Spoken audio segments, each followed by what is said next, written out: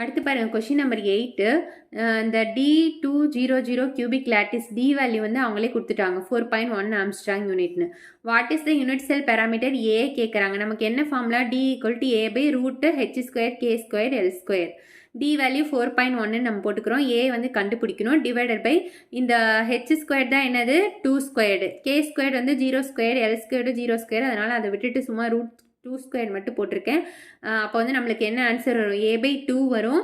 So இந்த 2 வந்து 4.1ஓட cross multiply ஆகிட்டு 8.2 தான் நமக்கு ஆன்சர். பி தான் இதுக்கான கரெக்ட் ஆன்சர். அதுக்கடுத்து பாருங்கள், இந்த 7 கிறிஸ்டல் சிஸ்டம் நம்ம எப்பயுமே மனப்பாடமாக வச்சுக்கணும். அதுலேருந்து கொஷின்ஸ் வந்துட்டே தான் இருக்கும். எப்பயுமே வந்து கியூபிக்கும் அதுக்கப்புறம் வந்து நம்மளோட ரோம்போஹெட்ரலுக்கும் வந்து ஏபிசி ரெண்டுமே வந்து ஈக்குவலாக தான் இருக்கும். ஓகேங்களா?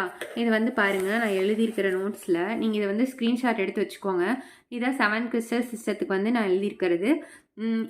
இங்கே வந்து என்னன்னு பார்த்தீங்கன்னா அப்படின்னா, இந்த 0 1 2 2 2 1 0ங்கிறது எது அப்படின்னு பார்த்தீங்கன்னா, இங்கே வந்து எதுவுமே எல்லாமே ஈக்குவலாக இருக்கும். எதுவுமே வந்து நாட் ஈக்குவல்ட்டுன்னு இருக்கா, அதனால் 0.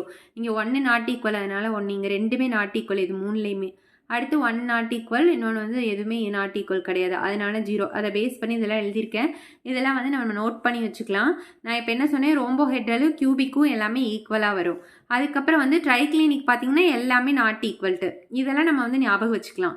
அப்புறம் வந்து ஹெக்ஸகோனல் பார்த்தீங்கன்னா ஒரு ஆங்கிள் மட்டும் வந்து நம்மளுக்கு 120 கொடுக்கும். அதெல்லாம் வந்து ஞாபகம் வச்சுட்டு நம்ம கரெக்டாக இதை வந்து மேட்ச் பண்ணிடலாம். கியூபிக்கு பாருங்கள் எல்லாமே ஈக்குவல்னு வரும். ஸோ அப்போ டி தான் கரெக்ட் ஆன்சரு. 1D வந்து 2 ஆப்ஷன் இருக்குது. அப்போ C and D வந்து நம்ம தூக்கிடலாம். அதுக்கடுத்து வந்து பாருங்கள், 4th ரோம்போஹெட்ரலுக்கும் ஏபிசி ஈக்குவலாக வரும். ஆனால் காமா மட்டும் not equal to 90. So 4C வந்து ரெண்டுலேயுமே காமனாக இருக்குது. அதை வச்சு நம்ம கண்டுபிடிக்க முடியாது. ஸோ அதை விட்டுலாம். அடுத்து 3 ஹெக்ஸகோனலுக்கு பாருங்கள் 120 டிகிரி ஆங்கிள் வருது. ஸோ நம்மளுக்கு 3A.